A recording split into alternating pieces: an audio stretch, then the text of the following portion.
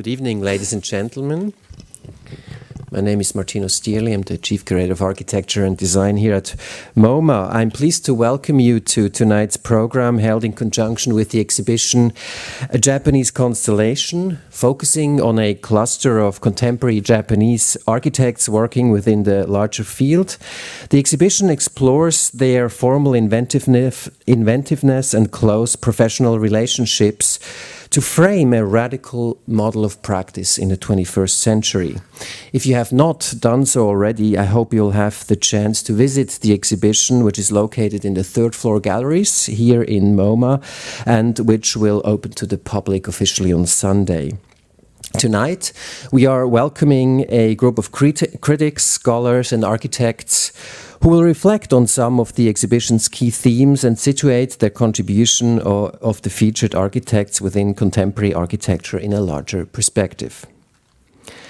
I would now like to introduce Pedro Catania, the curator of the exhibition and recently appointed director of MAAT, the new Museum of Art, Architecture and Technology in Lisbon, who will give a brief overview of A Japanese Constellation and frame some of the questions to consider in tonight's panel.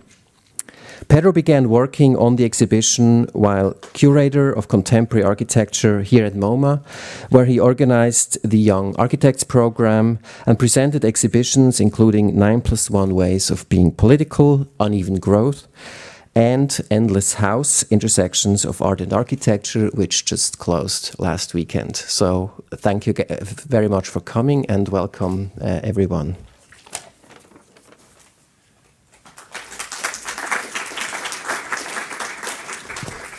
Good evening, welcome, and thank you, Martino, for the introduction. I wanted to say that one of the reasons why we decided to make this exhibition here at MoMA, which is the first national survey, although not entirely in a broad sense, but it's the first national survey of contemporary architecture since Terence Riley did his exhibition on Spanish architecture in 2004. I just wanted to say that I think those of you who are in the architecture field will know precisely why this exhibition is being made. I think that Japanese architecture over the last 15 to 20 years has been very influential again and has been followed with fascination by many architects around the globe. This had happened already, as you know, in the beginning of the 20th century, during the early modernist period, when people such as Frank Lloyd Wright was going to Tokyo, working there, and bringing the influence of a traditional architecture, which was much more radical in its aesthetics than you would find, obviously, in Western architecture at that time. And I think those changes and crossovers between Western culture and Japan have continued over the 20th century, of course, also with lots of influences being brought to Japan, which after the 50s and 60s essentially totally embraced modernity and had architecture as part of its modernization program. So also absorbing many influences from Western culture at that time, but then creating its own, let's say, reaction to I would say a new culture of the metropolis by the end of the 20th century. And I think after the late 70s, when Toyo Ito, one of the major architects featured in the exhibition, started to work, already people were really looking towards the 21st century and the changes in technology in the urban atmosphere and how these would affect architecture from the point of view of its consumption and its perception to the point of view, obviously, of the themes that would guide its production. So we considered that it was quite about time to understand at least a certain vein of the broad Japanese production in architecture, and to consider how a certain lineage of architects, precisely coming from Toyo Ito, but already rooted in the metabolist movement and many important architects before Ito, how these had developed and created together with architects such as Kazuo Seijima, Ryo Nishizawa, and later Su Fujimoto, Jun Ishigami, and Aki Hirata were all in the show, how these had turned into a shared language of architecture, which was based on quite radical aesthetics, but also a social commitment to the idea that the user can get a more fruitful experience out of architecture. I think this is an important model, especially when mainstream practices across the globe tend to fall for extreme commercialization and, in a way, a tendency to forget avant-garde impulses that have made architecture such a cultural force during the 20th century. And I think this is why then we wanted to organize this panel and to extend the discussion and to consider indeed, or go a little bit more in depth into how Japan today and its architectural production in a broader sense is indeed influential and is affecting the discussion of architecture globally. This is why we thought that rather than just discussing the content of the exhibition, which you will be able to see and hopefully create your own judgment on, we would prefer to go beyond the content of the exhibition and also really discuss how the architects featured in the exhibition are part of a larger context, other lineages coming from different architects, several families, let's say, which are practicing in the field. And then how, indeed, this architecture has had an influence in terms of how, in terms of technology, in terms of spatial conceptions, in terms of themes so explored in those works that you can see in the exhibition, such as lightness, transparency, structural impacts of new ways of considering all the modernist grids and all the modernist models that we have inherited. How are these indeed influencing practices around the world? So for these, we have reunited a panel which Ken Tadashi Yoshima will present, and Ken is coming from the University of Washington, where he is a professor at the architecture department, and he has, of course, been lecturing broadly on Japanese architecture, but also architecture globally, transnationally, with a special focus, obviously, on Asian architecture. He has just published a book on Kikutake, which, as you or some of you will know, is one of the main mentors of Toyo Ito, and also the architect with whom Ito worked for a period right after he came out of architecture school. So I'll leave you with Ken, and we will introduce the rest of the panel, and I hope we'll conduct a bright conversation on the subjects I've just introduced. Thank you.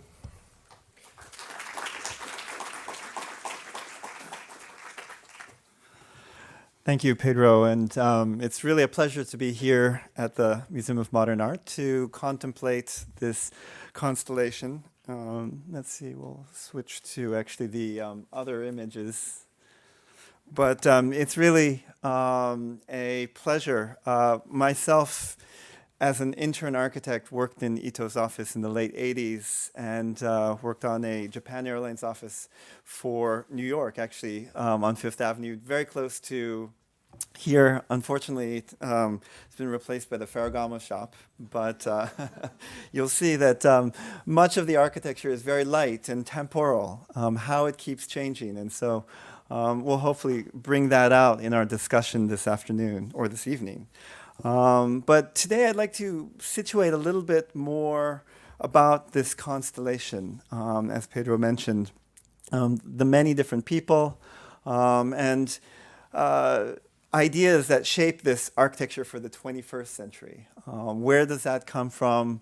As we're looking at the Sendai Media Tech, which is the lead building for the exhibition, we can start to think about these shifts in architectural culture, differences between production in Tokyo, expanding out to New York, to the rest of the world, but how we can really think about those ideas and what that broader constellation is.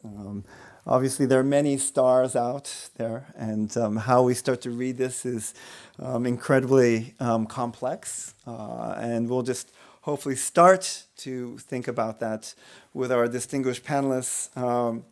The full profile of all of our panelists are in the program, but I think it's really wonderful to have the perspectives of journalists, practicing architects, not only from New York, but how that transitions between Tokyo, New York, Europe, and beyond. So in this sense of a constellation, we can start to see many different stars.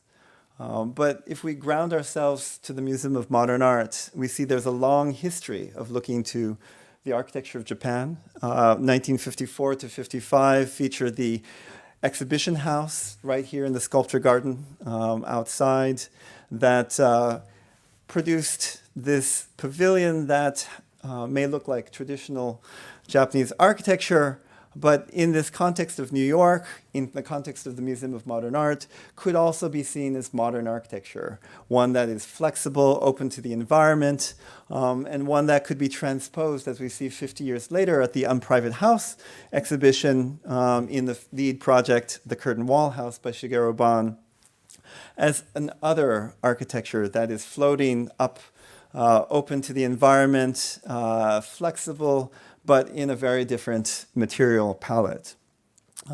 Ban himself, being born in Japan but educated in the United States, highlights how these ideas translate to many different contexts and how they can have many different meanings. And hopefully when you go to the exhibition, if you've already had the privilege of seeing it or see it in the coming weeks, you'll be able to start to understand some of these ideas and ways that they can translate into many different contexts, the different cultures of this, and as we'll talk about, the kind of broader community of the people that produce it, but also experience and live in it.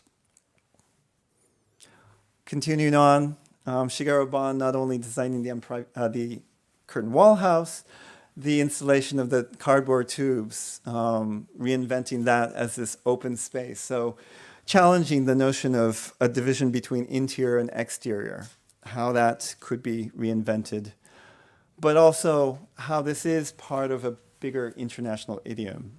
As Pedro said, I'm very interested in how we connect to Japan, the rest of the world, at least here at the Museum of Modern Art in its founding years, Henry Russell Hitchcock and Philip Johnson promoting the international style. Here, this more formal idiom of the white cubic architecture that you could find in many different countries, including Japan. We can see here with Mamoru Yamada's Electric Laboratory articulating this, but if we look at the stories behind this, it's perhaps interesting to know that he was featured through his friendship with Richard Neutra, who was visiting Japan at the time, got a photograph of this building on his way back to New York, presented it to Philip Johnson, and through this personal connection was included. In some ways by chance, but in other ways, perhaps part of this constellation of how people are moving about, ideas are really quite fluid, such that his own architecture of Yamada's, not strictly being this cubic architecture, could be quite exuberant. Here we see the Tokyo Central Telegraph office. It is destroyed, but from 1925, really furthering the ideas of the German expressionists, but in this context of Japan that could serve a whole new generation and a whole new modern context. When we look at different constellations, we have not only the ones featured at the exhibition right now, we can look to the origins of modern architecture in Japan to the Buniha group. Here, Yamada is one of those, including another architect, Horiguchi, all very different personalities, but really trying to further architecture as an art, the profession that would be independent from science, and looking to the Viennese secessionists. So basing their own name, Buniha, on the Viennese secessionists, looking to Otto Wagner, other artists and architects of that time, but as we see here in the cover of their own manifesto, translating it into the characters of the Buniha architectural movement and catalog here, but into another design. And so how these could be reinterpreted, not only in terms of forms, ideas, but also fundamental concepts. In this transference back and forth, we can see different ways that it has a rapport. If we look at the history of modern architecture by Leonardo Benevolo, we can see this connection between the Katra villa that is from the 1600s, but how it might have this rapport in terms of its geometric composition with Mondrian, although it's from 1926, and yellow, red, and blue, at least here in the black and white, we can start to see these parts of the international field, as Benevolo would write about. Continuing on from the pre-war to the post-war period, we would see architects connect in many different ways, most notably at the 1960 World Design Conference, where we have Paul Rudolph, Louis Kahn, the Smithsons interacting with the young metabolists who are, for the first time, presenting their works. We can see Kikutake's Sky House here as one of the featured projects. The young architects introducing this for this international audience. And so how that would be a very important point of the intersection of ideas, but also of people. So again, all part of this perhaps broader constellation.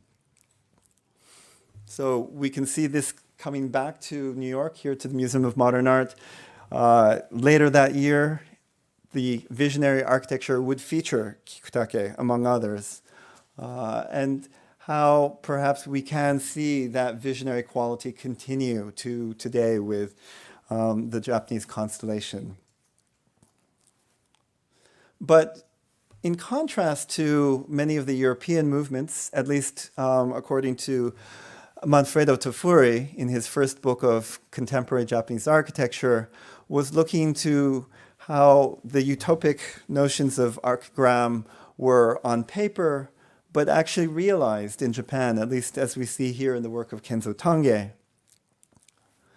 and here in the work of a young Kiyonori Kikutake. And so as Pedro mentioned, I've been focusing on his work, but seeing him at this young stage, the kind of visionary, idealistic moment that was very influential for many architects, including Ito and Sejima. Here presenting this Sky House at the 1959 Siam conference, at least it being presented there, almost outshadowing his elder Kenzo Tange, and how this whole reinvention of architecture could be realized. And so here we have Toyo Ito's essay talking about how that was a true inspiration as a young student in looking at this non-integrated integration and understanding that logic is not established before design, but out of a process of the whole struggle with the object. And so here, the Hotel Tokoen might not seem to be a whole synthetic design, but in this whole process of how you structure this lifts a whole space up above the coastline and reinvent the wood frame in this concrete idiom would be all part of this process. or having a young Sejima as a girl, looking to the Sky House as an inspiration for pursuing architecture and being always a point of departure. Looking later, the 1970s, here in New York, we did have the new wave of Japanese architecture from September to November, curated, written about by Kenneth Frampton, who moderated the panel discussion yesterday by many of the architects. And so we see this continual evolution. But here we do see a young Toyo Ito in his work in the 70s. But today, in the 21st century, we see his Sendai Mediatek building. This, as presented in early sketches, almost looked like seaweed, to have plates suspended from that seaweed, but a non-linear idea, more organic, connecting to the metabolic ideas of the previous generation of an architecture that could float through these planes and these organic columns, and actually be realized as this starting point for the exhibition, and one that was reflected upon yesterday by the young architects of Hirata, Ishigami, and Fujimoto about how this was a very pivotal moment in their careers and education of thinking about the relationships of inside, outside, thinking about the relationship of architecture to nature or architecture as nature, and how that would inspire what we see here on display in the galleries. So it's in this context that we can't only see this as a beautiful work of architecture, which it is. It's a dynamic structure addressing many different concerns of the community of Sendai, but one that did experience the 9.0 3/11 earthquake disaster. You can watch on YouTube the experience of being in the space and the terror that you would feel of that ceiling up above on the upper left, shaking, and then coming down, as we see here on the right, and then being replaced by the space below, but showing how this architecture is continually changing. It is fluid. It's not one that is strictly a solid box, and one like the landscape, as actually Sejima and Ito also really emphasized yesterday, can be seen as nature and as landscape. So it is in rebuilding the landscape in the years since the 3/11 disaster that we see this younger generation really actively engaged in it. So we see Hirata and Fujimoto as part of this generation. So not only in terms of the architectural ideas, but the broader commitment to community and how this can mean something to transform a broader changing landscape, as we see here.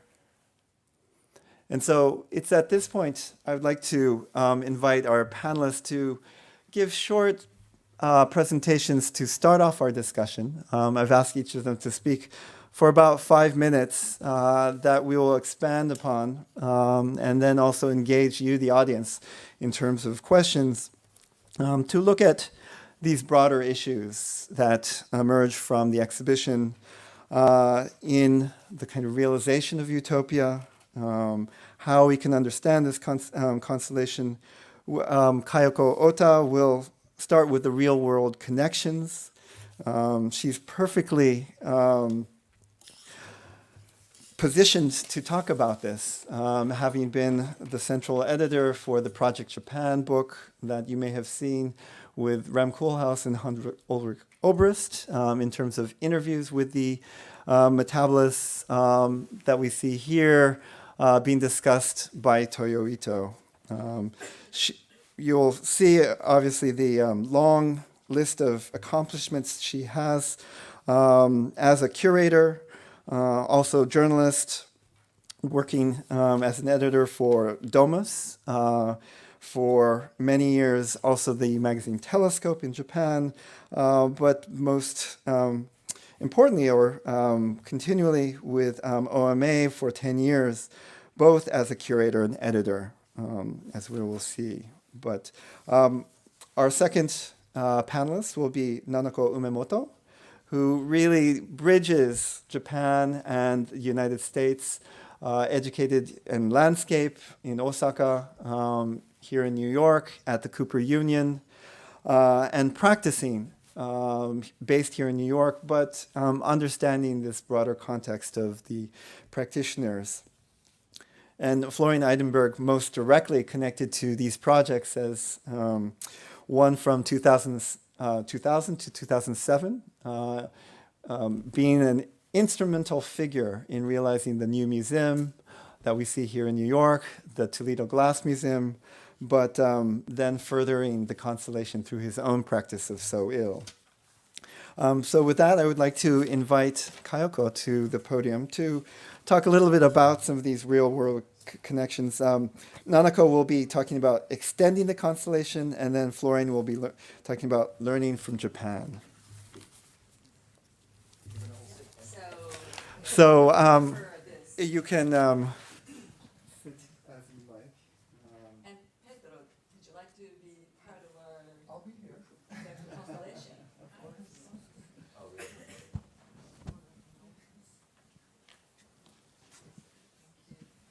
Well, I was very rather surprised to see myself. That was already 5 years ago.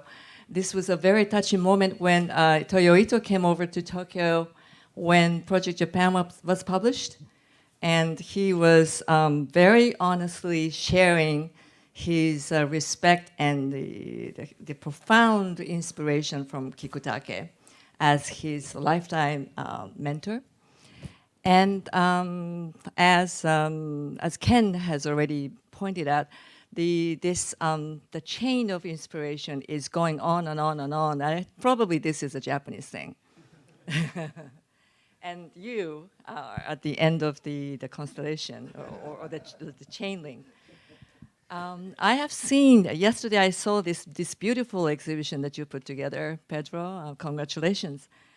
But I'm also tempted to talk about something that is not so visible in the constellation, which is maybe many of you have already seen it, I hope, but which is about the fundamental roots behind the architectural force, let's say, which is shared among these architects featured in the exhibition.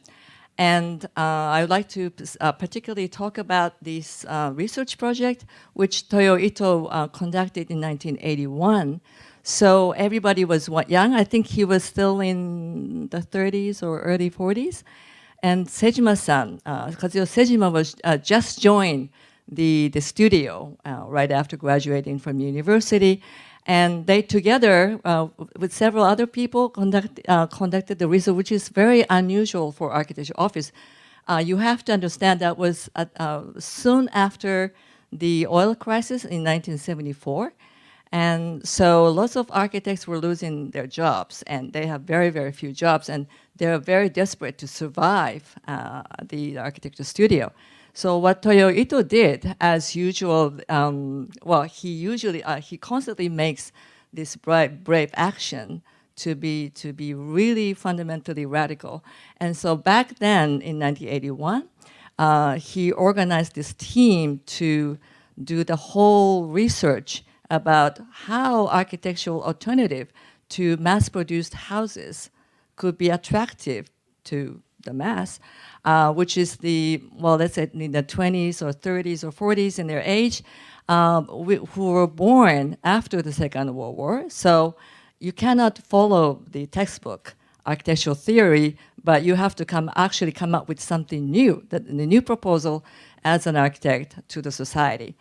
So that was at that time very radical, also in the sense that for authentic architecture, architects to have to do anything to do with commerce or market was very, very rare.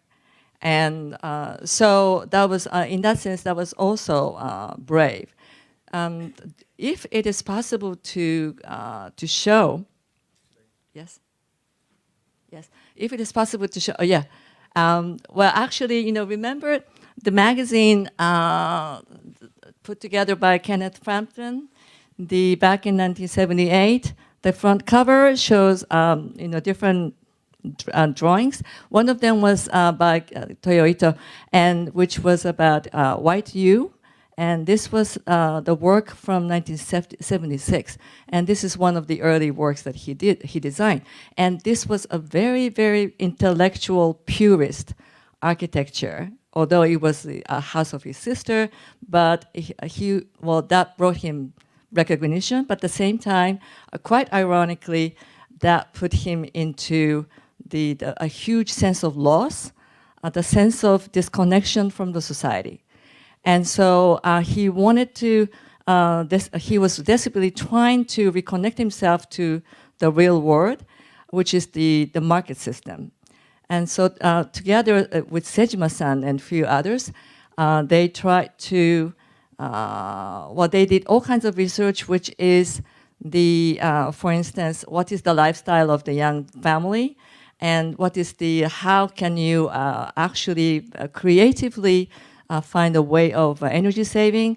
And what is the useful way of using construction materials which are available in the market? So this is the materials that actually we found for the Japanese pavilion of Venice Biennale in 2014.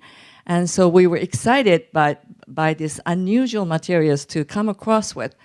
And so these are all personal, like handwritten notes by Toyo Ito himself, which is writing about we really have to try our best to make the cheapest possible house, and which is the most attractive to young people, and so forth. I mean, it's a very, very primitive thing, but you know, back in 1981, this is very, very unusual. And also the comparison of house type, basically referring to Le Corbusier's House of Domino as the prototype, and they tried to see how that could be reinterpreted, suitable for the Japanese, the new family, or in the market. So eventually they published the prototype. They made a prototype of a house, and they published it in a magazine, and it was immediately popular, and they found a client. And so the consequences is that, so for Toyo Ito, as always, he is questioning the state of things in architecture, which should be in relevance or in sync with the state of things in the real world. And this is a very, very difficult thing to do. And you cannot just sit on at the drawing board. You have to do all kinds of research or the learning. And so that's why I think that his professional career has been the series of transformation, rather fundamentally. So you would see that his work from the 70s, 80s, 90s, 2000s, they're quite different from one to another. And although I think Pedro put together rather the work from the 1990s to now. Yes, yes, yes. So you see, this is quite different from, again, what is shown in the exhibition. So for Sejima-san, I think Pedro also mentioned that for her, it is more to do with human experience, interacting with various kinds of dichotomies or categories such as the generic or the generic and unique, or inside and outside, or natural or man-made. So there are all kinds of the distinction between two contrasting categories, which are unquestioned, which are not usually questioned even by the architects when they create something, architectural experience, but that is the fundamental point that she constantly tries to break and blur and go beyond the existing categories. And this is where I think that she has been very successful and brave. And so that is, she also admits that this kind of attitude actually derives from this research from 1981. And then she was able to feel liberated from this compulsive obligation to create something, always have to create something unique. But rather, she became more interested in really exploring this seemingly simple but very profound exploration between these two, between the various set of categories. And so beyond Sejima-san, I think that, well, after Sejima-san, I think because of this fundamental attitude of the profession and trying to always find or redefine his social position with the architect, or how to engage with the real world as an architect, then I think that was what opened new channels for the new, the younger talents like Nishizawa or Ishigami and beyond. And so this is what came up to me in the exhibition and fascinating about the constellation.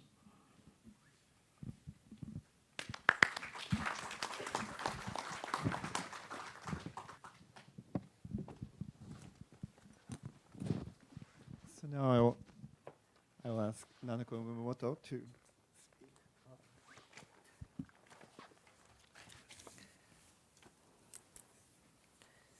This is okay. Okay. It is pleasure to be here and a celebration of the work of Toyo Ito and Sana and the younger generation of Japanese architects who stem from this line. I approach this work from very personal perspective, finding myself both within the Japanese orbit, but also for last 30 years after receiving my architectural education in U.S., watching development this development from outside. So I'm in a very peculiar position. Of course, I know the importance and the reality of attached to the lineage of architects and how one generation pass on to the next. But Japan, huh? Oh, I forgot. All right, no, sorry about that. Okay, yeah. So in Japan, beyond any country I can think of the world, this continuity is real, and for better or worse, strong.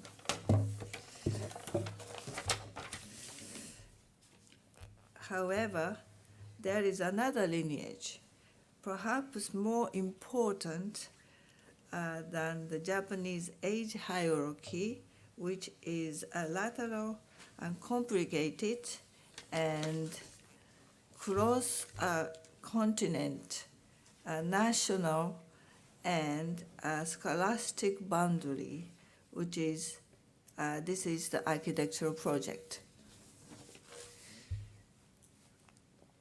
I am referring an evolving formal and organizational interest shared by the group of architects and especially engineers with oftentimes competing visions.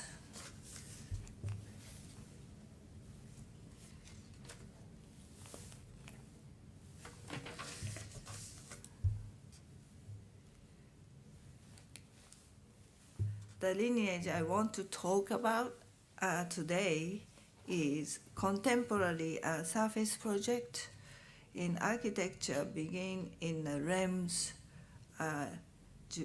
Jesuit library. And actually, in fact, Alejandro and the facade of Foreign Office, and along with Winnie Mass, MVDV were working on those projects in Lem's office, which FOA took to the Yokohama. FOA expanded the idea to Yokohama. Yokohama Port Terminal competition was the celebration of surface and also structure, won by FOA using Licolay two-way corrugation. However, the thinness of the competition model had to give away to a thickened, folded structure in order to support the surface in actual building.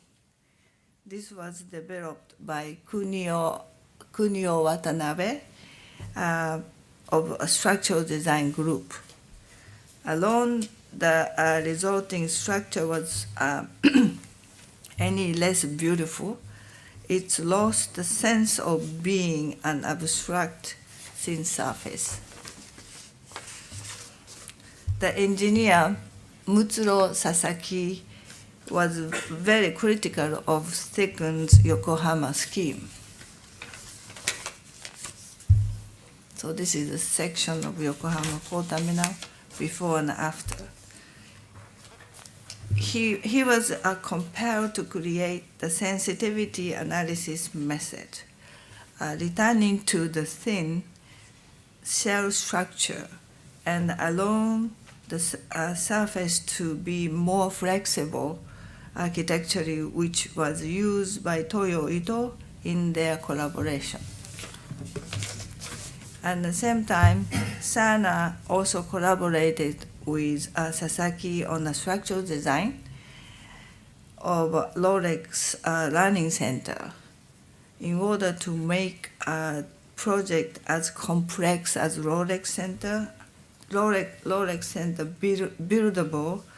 They had to collaborate with a number of engineers, almost a minimum of 7, and chief among them, Klaus Bollinger, and they had to sacrifice a thinness of the original concept.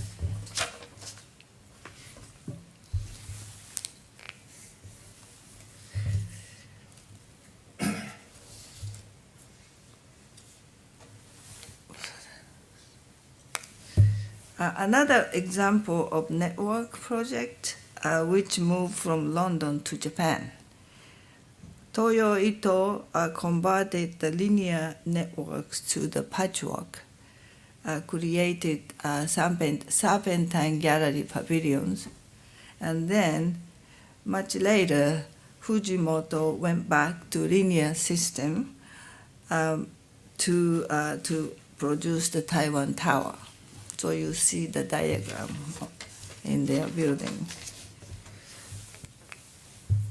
Within our office, we have our own project with the surface since 1995. As with all the architects involved, our own project with the surface connected to large constellation. Thank you.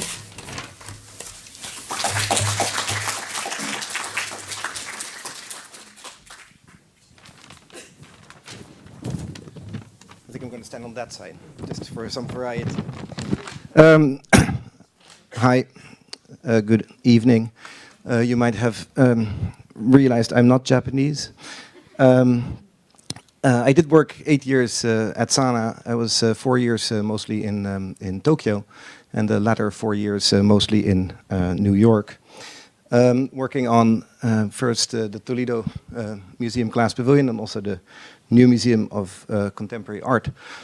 And so, although Ota-san said that I'm a part of the constellation, I think by not being Japanese, the question is, can you be part of this constellation or not?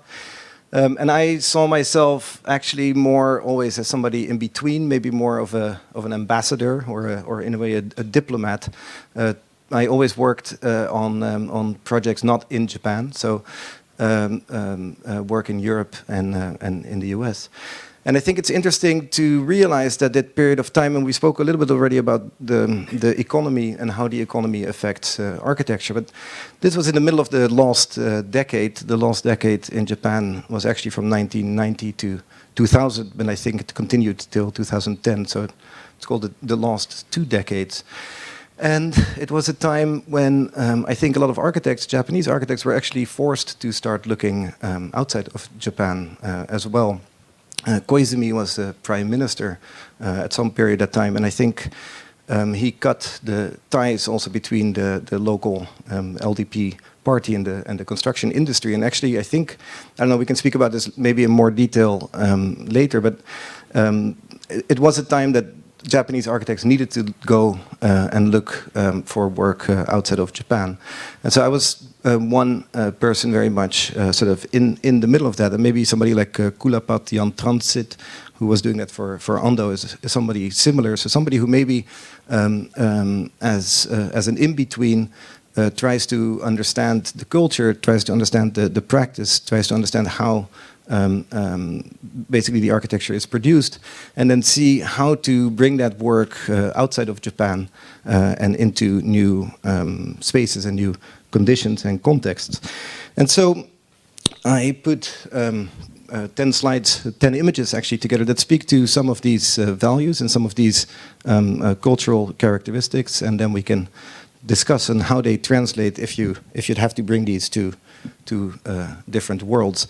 And so I wanted to start with this image. This is after we painted the office at Sana, a Shinto priest purifying the space. But it speaks, I think, to the idea, not necessarily as architecture as art, but almost architecture as religion, in a sense that there is sort of a monastic culture, famous stories of working 16 hours a day, 6 days a week. Those are true. This sort of total commitment to architecture as an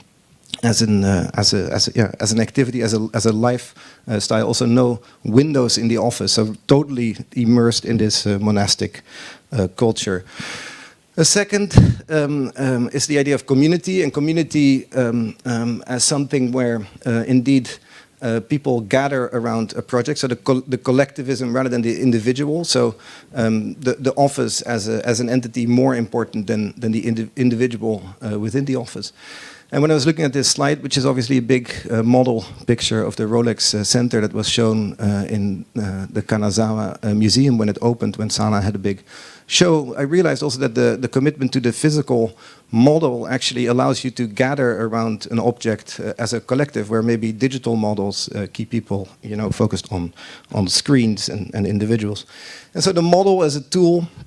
The model as a tool for research, for iterations, for endless iterations. I will say that these are 3 models out of probably 80 that were made for the new museum to a level of detail and precision where I had no idea anymore what the difference between the different models were. But still, Sejima and Nishida would insist on me finding the right one amongst many similar ones. But it speaks to a commitment to detail and precision and working and sort of working onward and onward to finding the right balance in the scheme. And then experimentation with materials very quickly. This is on the roof of our office in Shinagawa, where we were testing the expanded metal mesh that ultimately became the new museum facade. But this idea of working with ordinary and quite simple materials, but finding new ways in which they can be used, and also maybe this idea of blurring edges, the mesh of the museum, creating this blur.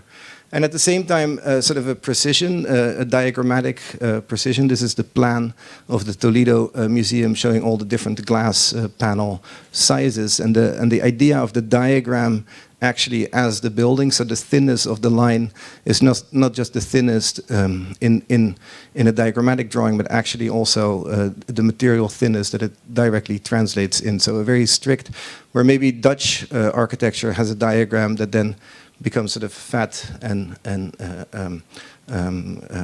almost like a caricature. The Japanese diagram is actually almost a precise construction drawing as well. And thinness also in structure itself. This is a picture Takashi Homa took of the Toledo Museum roof under construction. You see the very thin columns. You also see the very thin roof and integration of mechanical systems, plumbing systems into the structure itself. So an incredible precision and pushing for thinness. This in Toledo led actually to a contractor not being able to understand details of a lawsuit that I will spare you, but the sort of continuous push to 1/8 tolerances of in a culture that is not used to that type of precision. And at the same time, and I think this is where we can speak about what maybe Sejima and Nishizawa also learned from coming here, sort of an embrace of the boldness and the brutality in a way of New York and its dirty reality, the Bowery, its crude construction, its heroic structures, and a fascination and an openness to exploring these other conditions. I think maybe more than the other Sana was a firm that has always been also very open to going outside and beyond and learning from these other places. The scale, so coming to new surprises, this is the largest glass door done. So Sejima was very excited that in the US we could make an even bigger glass door. This is Toshi Oki, US educated architect, a Japanese, very important also for the projects that we realized in the US. And then ultimately 3 slides that speak maybe about the sort of qualities that also one can think of the difficulties that has in sort of translating into different cultures, the sparseness, the very elementalness of the architecture, so no places to hide anything. The structure is the final thing, and so no coves, no sheetrock, no reveals, but just the structure itself is the building.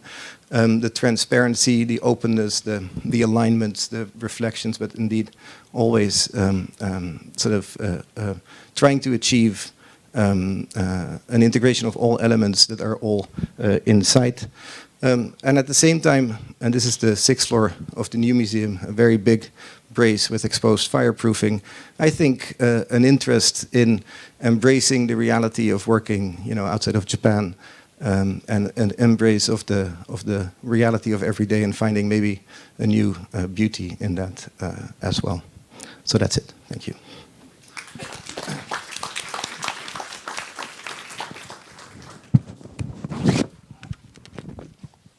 So as we build on these points of view and look at actually some of the work that's featured in the exhibition, and think about how we can contextualize this, how we can look at the cultures of this, whether they be Japanese, Dutch, American, or beyond.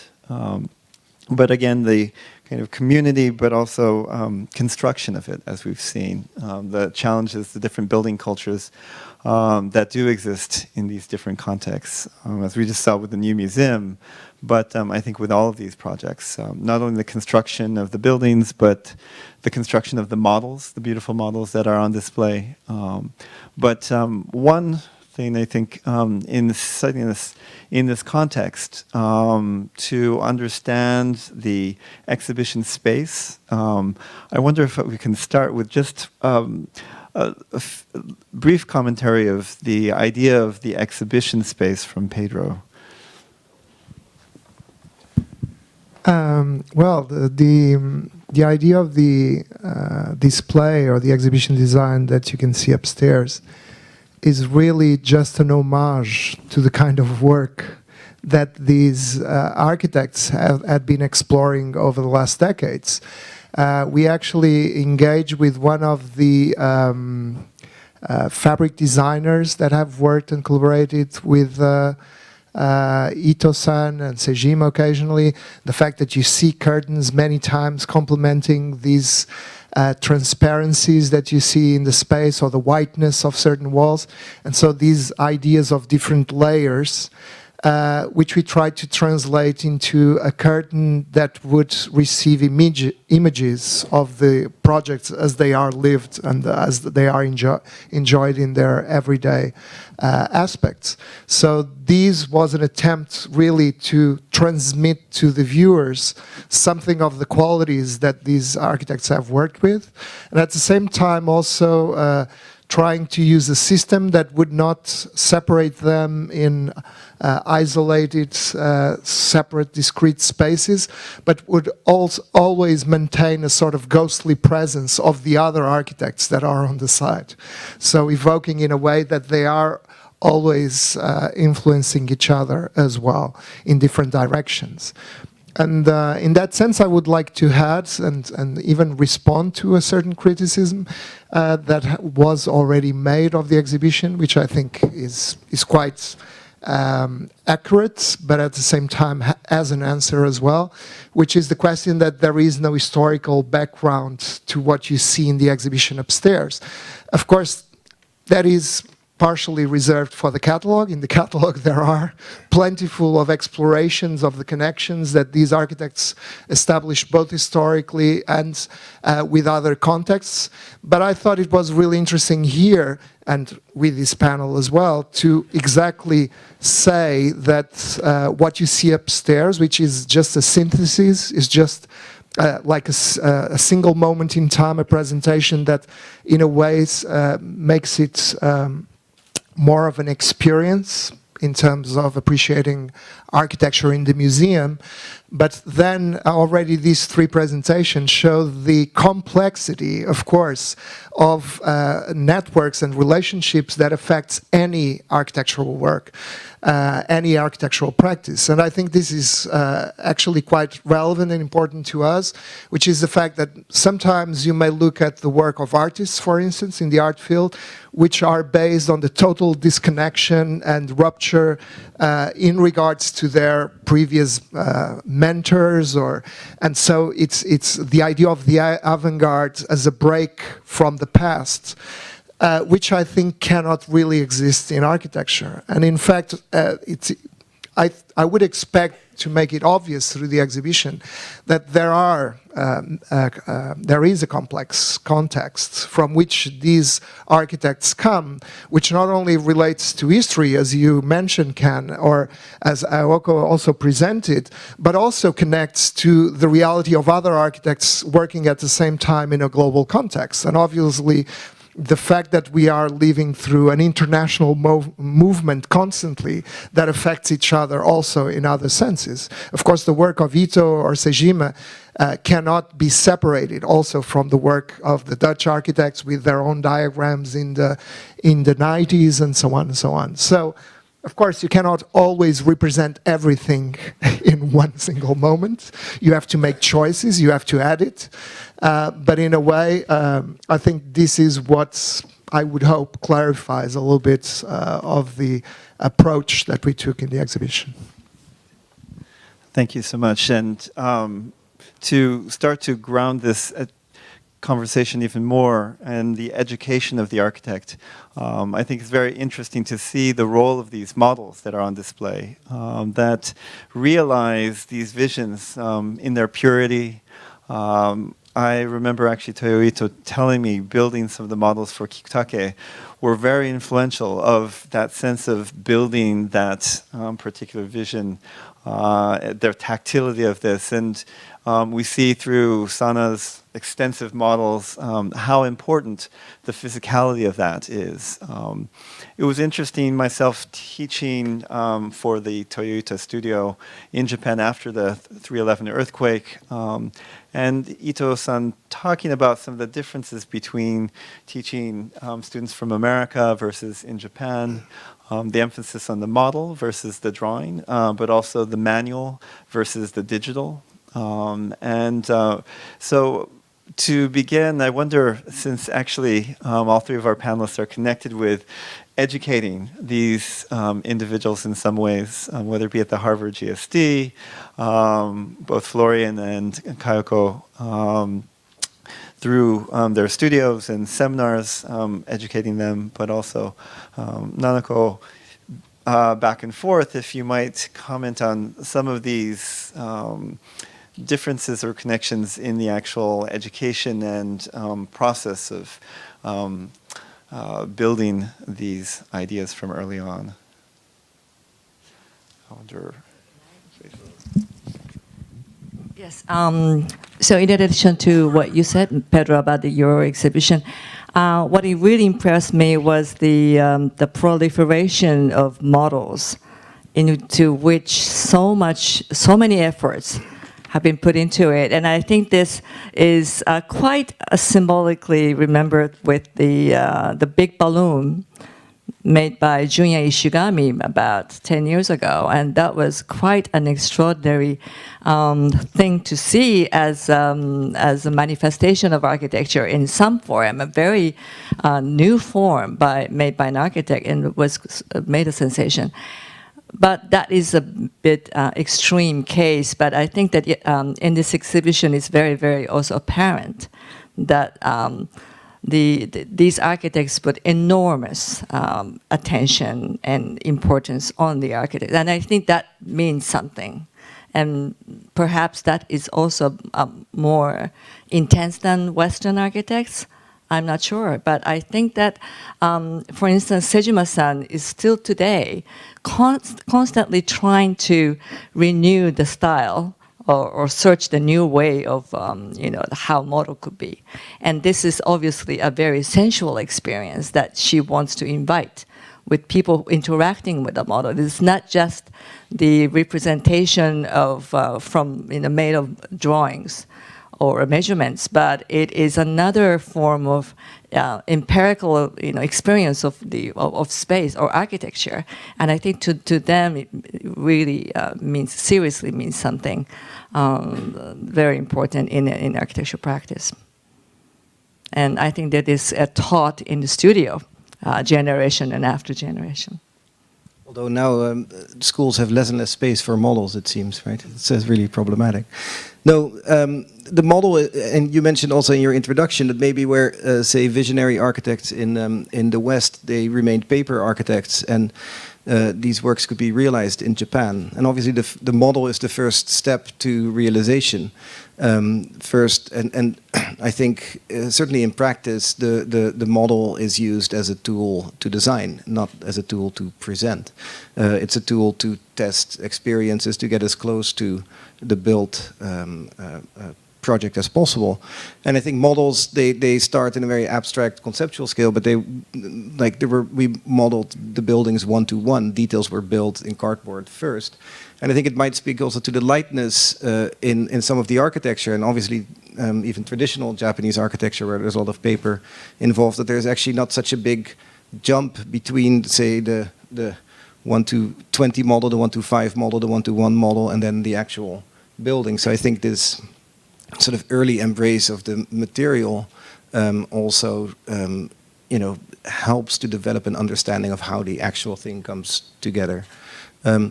And I would say that now, so we can speak about 3D printing, for instance, where now we just hit print at the end.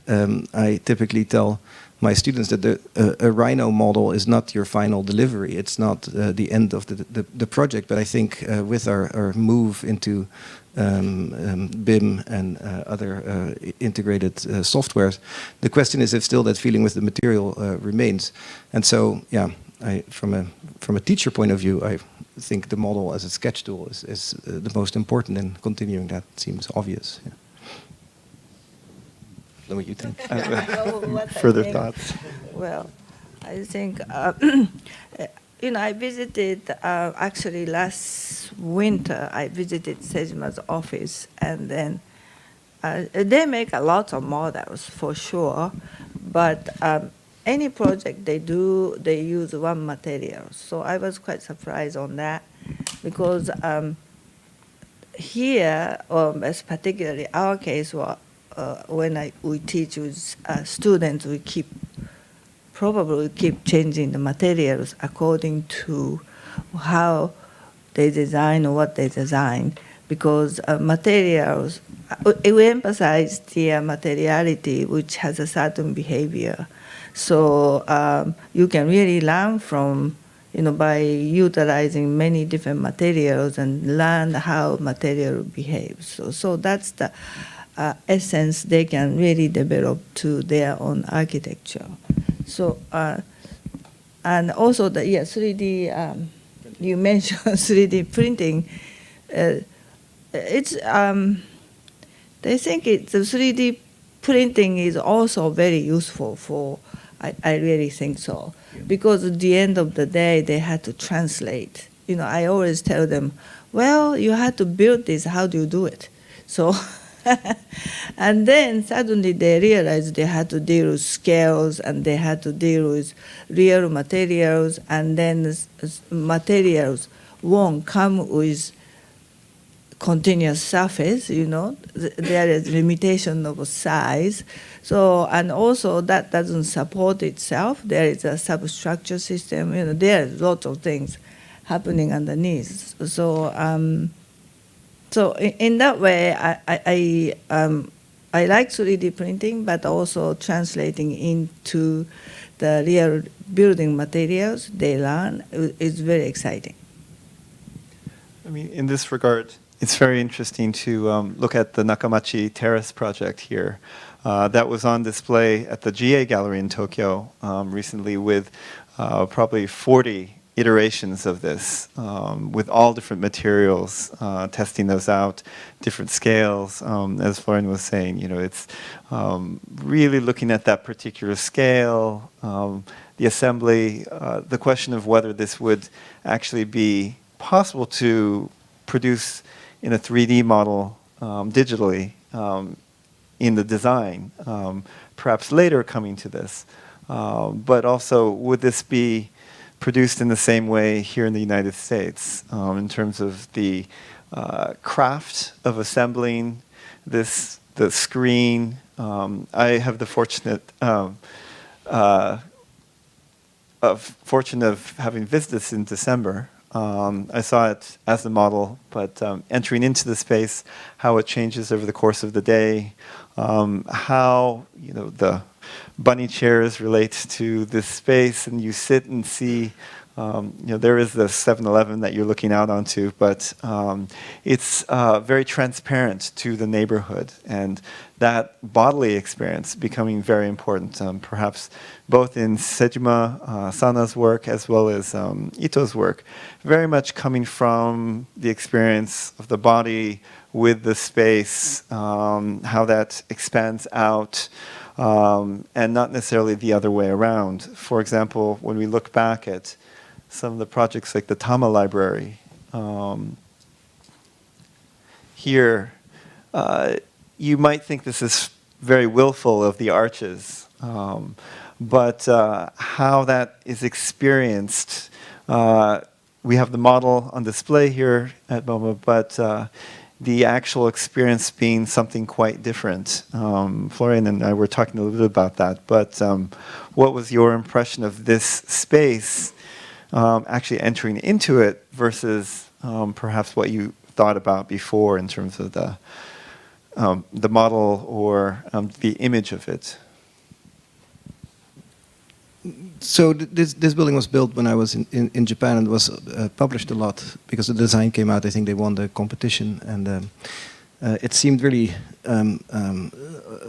awkward, those arches. Initially, it's like, now we see a lot of arches everywhere in the architecture schools, but this was one of the first return of the arches, and I didn't understand the facade. I didn't understand the design at all. It was also maybe because it was represented through model pictures that showed elevations, and also everything was described in Japanese, and I couldn't read it, so I couldn't.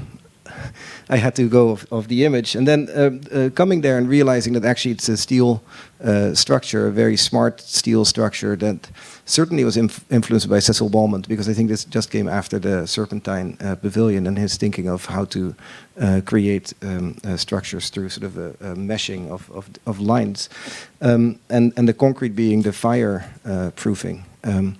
And then the thinness of that structure is because it creates an incredible thin concrete wall.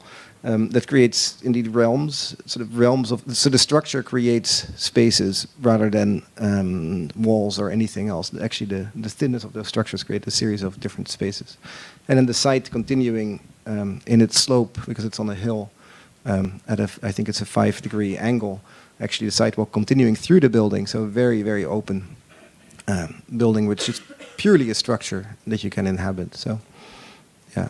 Absolutely. I mean, when we see some of these here walking up the stairs, if you look at the model carefully upstairs, you can see how from this point it opens up with the arches. At one point, you could see it building on classic arched, domed libraries, but that whole play with the structure, as you say, and the whole sensation of walking on this slope that you might not really understand from a photograph or the drawings. But perhaps in the Media Cosmos library, this is the last project that Ito-san showed yesterday. And I've been told that it's one that he feels most confident about, and how it connects with the community, actually even going beyond what we see with the Sendai Mediatek.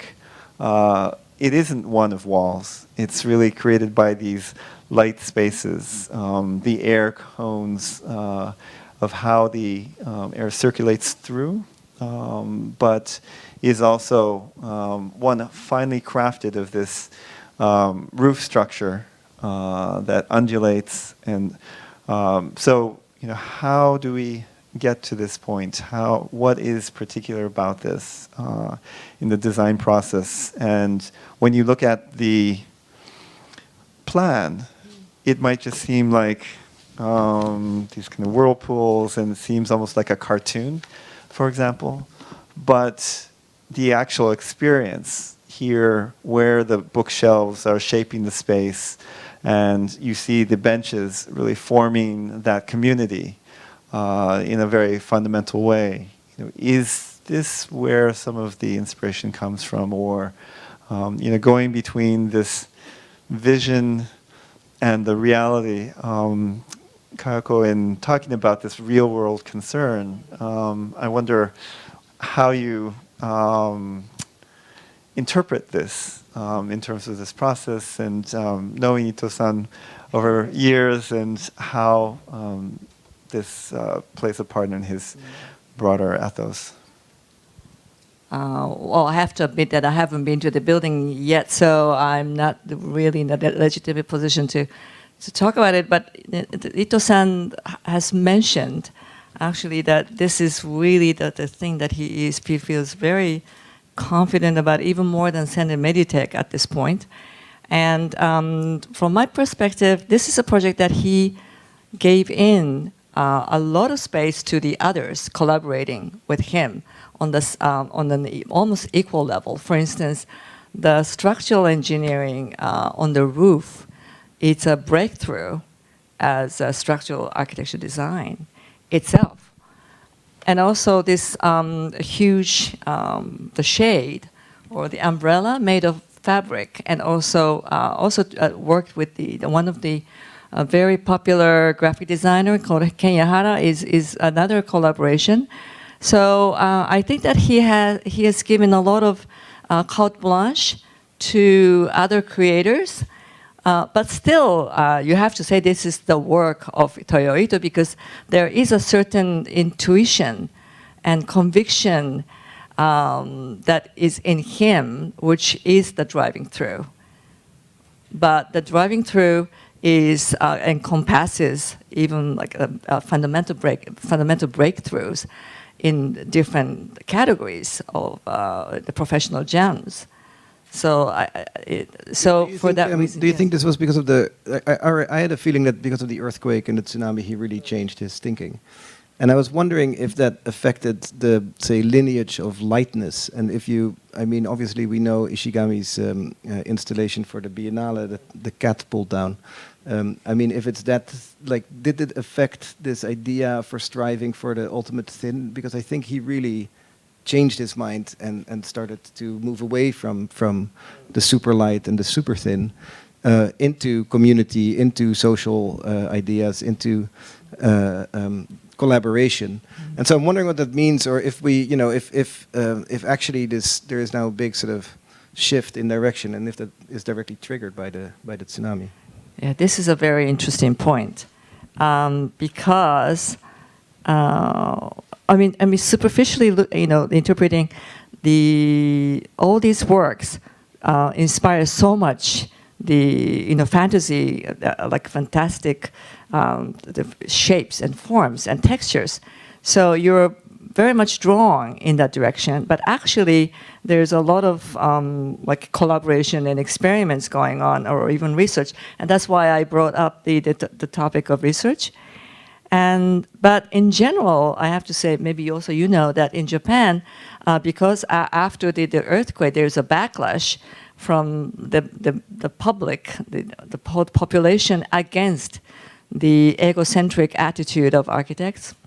And so particularly young generation in their 30s and 40s are now opting to refrain from making any personal gesture in architecture creation, which is making the profession, putting the architecture profession even in a more difficult position. No, I just wanted to add that, of course, what may be surprising here, I think, has been surprising along Ito's career, because I think from this constellation, if many of the architects that are there have refined in getting to a more sophisticated point with certain themes, Ito was really the one that was permanently open to new themes and new approaches. And I think that's the reason why he's truly the glue within this constellation, the fact that he's so open to the influence of others, even the younger ones that work with him, from Sejima to Hirata, and the fact that he would absorb also their influences, their transformations of ideas that would go into the projects. So I think it just continues to explore that same vein by being open to new possibilities. And I know here he was not only interested in having a design that was more guided by sustainable and energetic principles, the fact that these would be really the hearts of this building, but also in offering spaces that would absorb all the attention, would concentrate all the relaxing moments. So the design is, again, very non-hierarchical, like in the past, but entirely focused in these different moments in the library where people find. So I think the thinking is still there, but maybe the language is just open to change. And I think that's what makes him really the mentor, the cultural figure in a broader sense, while even Sejima might be considered one that has gone further in terms of refining an architectural language and has been recognized as such, as a really important architect for other architects, for the discipline in general. So I think, obviously, those two figures having this ongoing dialogue for a period, I would say I would expect Ito to continue on surprising us with new directions. Well, to evoke his voice from yesterday, he did really ask at the end of, do these spaces make people happy? And really taking a humanist position, how it does connect with people, the experience. But with that, there's perhaps a critique of some of the younger generation that is pushing things to the limit on a formal level, but perhaps not connected in that same way with the broader population. And so how we see this evolving in the constellation with the younger architects, Hirata really embracing new technology in the digital world, Ishigami pushing the limits of technology, but the question of where that will lead is perhaps one that was left the end yesterday, but also the importance of craft in this also I think is very important. When we look at the media cosmos, this is the area of Gifu where rice paper lanterns are manufactured. The famous Noguchi lamps are produced in this area, and it really builds in many interesting ways on that tradition, the craft of the roof, etc. So when we look also at the Sendai Media Tech, when you looked at it under construction, the sheer amount of welding is astronomical. It's really incredible to see how these pieces come together. And so there is still the hand in this, which you also see in the exhibition. We are running to the end of our time, and we want to definitely open this up to the audience for further questions to expand this conversation. But I wonder if there are any pressing points, questions that anyone would like to raise up here. Do you mind using the microphone? So professional mentorship or patronage has played a very significant role throughout Japanese architecture. I'm wondering, how has it changed in nature from Genzo Tange to Toyo Ito, Kikutake in between, Sana? How has the relationship, the nature of mentorship or patronage evolved? And has it evolved, and how should it maybe evolve in the future? I think, Ken, you were probably the best in answering that, no? Also, Nanako traced this whole lineage in different ways in a dynamic way. See, I'm really outsider for this. Really. Well, I have to say, when Sana won the Pritzker Prize before Ito-san, that was, I think, a very tense moment because Ito-san was more senior, and also Nishizawa-san also being younger. In Japanese, when you address people, you know their age, so if they are older or younger, you address them accordingly. And so I think there was certainly that tension between these generations. Perhaps it has evolved since both of them are Pritzker Award winners, but it is one that is, I think, an ongoing question of how it continues, whether Ito is the Kikutake of his previous generation and going on to Murano, whether we can see this linearly or actually the multiple influences, Shinohara, also Louis Kahn, other critical figures that feed into this. And so but I would say there's maybe the reason for an art, like I think what the show is also trying to display is that there's a project that is not connected to the individual, but that it gets carried through different generations. And I think maybe the lineage of Kikutake, Ito, and then Sejima and Ishigami is one, I think, of the relationship of human to technology.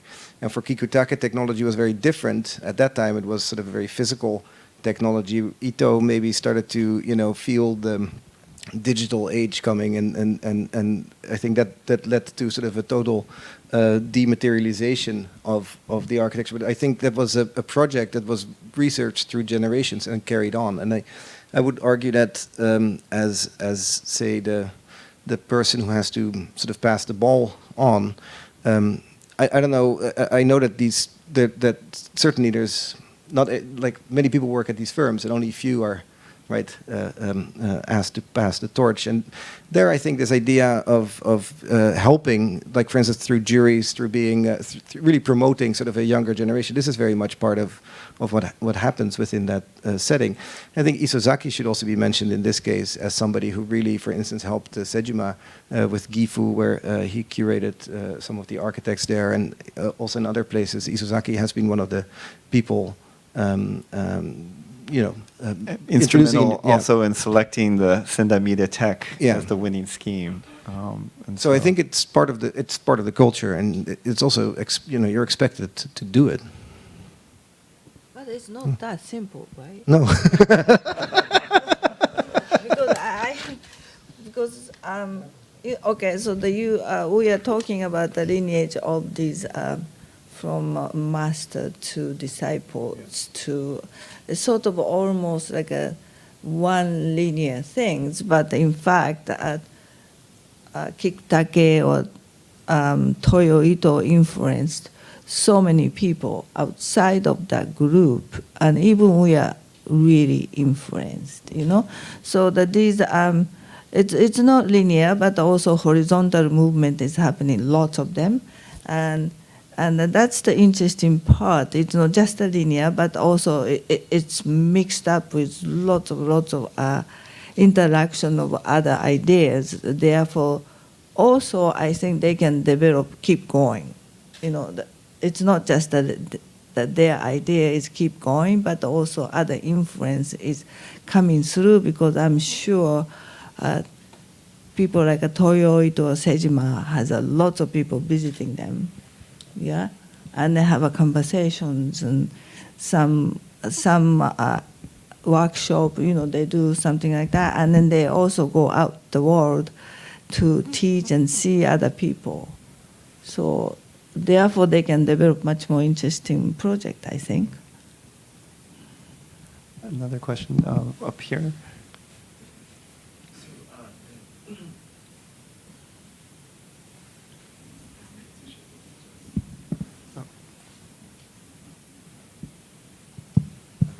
Thank you. So the genealogy of actually building houses, I'm sure everyone started designing a house. That was the case with Kikutake and of course Ito. Then as Florian mentioned, maybe economic factor. Some architects had to go out of Japan to find a project in the 80s and 90s. So, but they still do design small houses or projects, perhaps. And humanity in architecture, I often relate it to the house, the private home. And after these architects make really phenomenal large-scale architectures, where they are in terms of designing a small house, and then someone like Atelier Bao Wow, for example, that Atelier Bao Wow, they're not included in this conversation, but they're also part of the language, I think. So I'm curious about their meaning. Those architects we're talking about, their projects with their houses. I would like to respond to that, actually, because, of course, when a project like this comes, there are several possibilities. And I just want to disclose that at a certain point, we had a map, a constellation, which was much wider. That actually included Atelier Bao Wow, because the principal had worked with Ito. And so the connections, again, were there. Includes Mark Ditham and Astrid Klein, who came to Japan and worked with Ito as the first foreign architects that worked with Ito. So there was a huge number of architects that had been precisely influenced sideways, up and down. And it's a very complex landscape, which I think is very interesting. And what is there is just like a selection to allude to something bigger. And there was also an idea at a certain point, which I would like to refer to, which was to present these massive production precisely of small houses, which is where younger architects in Japan today, given the crisis, are left with in terms of exploration. And the fact that they use that domestic theme as still a field for exploration, which is very rich, I think it's been one of the major impacts of Japanese architecture nowadays. It's not only the architecture of the stars, it's this massive production of small houses with unbelievable ideas for the tiny spaces they occupy because of the density of Tokyo, which of course have been made possible again by this tradition, this avant-garde tradition set off by Ito, Sejima and others. So I think that richness prolongs itself for a much wider field, which will come through in other exhibitions. I know that at the Maxi in Rome, they will do an exhibition opening very soon precisely on this production of domestic space by Japanese architects at this moment. So that really reveals how the influence is very rich, very textured, and obviously it doesn't need a very direct connection of master-disciple, which here, of course, was useful to identify certain formal themes, but should not be read as a prescription of something essential. Is that something to do with the cultural things? Because when you go to Europe or US, you know, they don't mind to live in the buildings, right? Apartment buildings. But somehow Japanese, even in the dead center of the city, they don't like to live in apartment buildings. You know, everybody had to have a ground. You know, they had to have a ground, and also they had to have a backyard or courtyard. So that's the idea of a house for them. Therefore, that kind of designing culture of the house, smaller houses, keep going. Because even now, they still, instead of making big building like here or Hong Kong, they do high-rise building. They are very happy about that. But in Japan, they don't. You know, they had a patch of land somehow.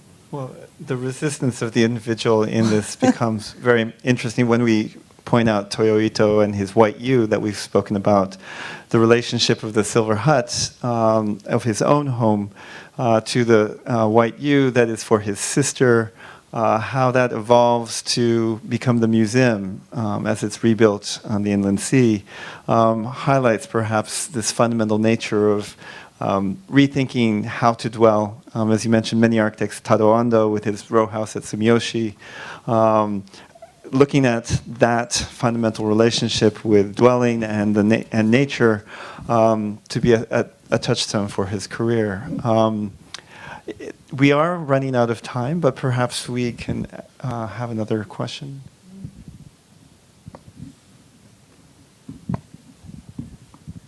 Hi. Well, first of all, I feel incredibly, as a student of architecture, I feel incredibly fortunate to have an opportunity to see the exhibition. And I would also like to thank you for extending the context of it. And I wrote down my question. What are some channels through which younger generation may establish cross-cultural connections with perhaps their Western counterparts and be recognized perhaps a little more as individuals and maybe a little less as students of their paternal figures?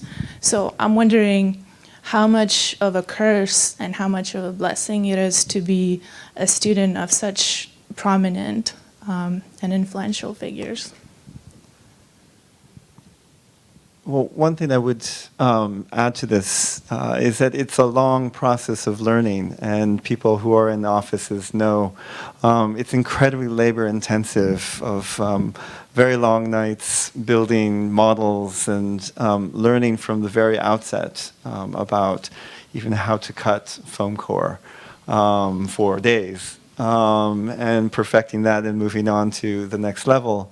But it does, I think, highlight an ongoing kind of education. Seeing, Ito as this central star, his continual learning from his projects and the context and from his younger generation. And so perhaps that's one other aspect of the exhibition that's very interesting. It's not a singular lineage down from the master to the younger generation, but there is a way it's going back and forth to make his work as young as his the other generation from 50 years on.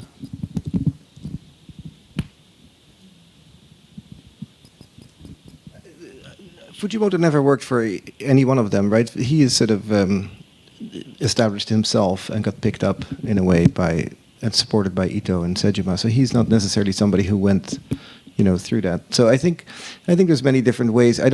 First of all, I think we all get influenced by so many different things continuously.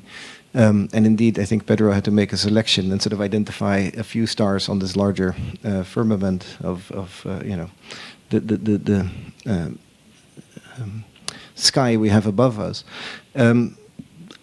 So I think it's hard to speak about it either being a blessing or a curse. I think it's a fact of life. If you practice as an architect, that there are people around you that you get influenced by. You need support from previous generations. I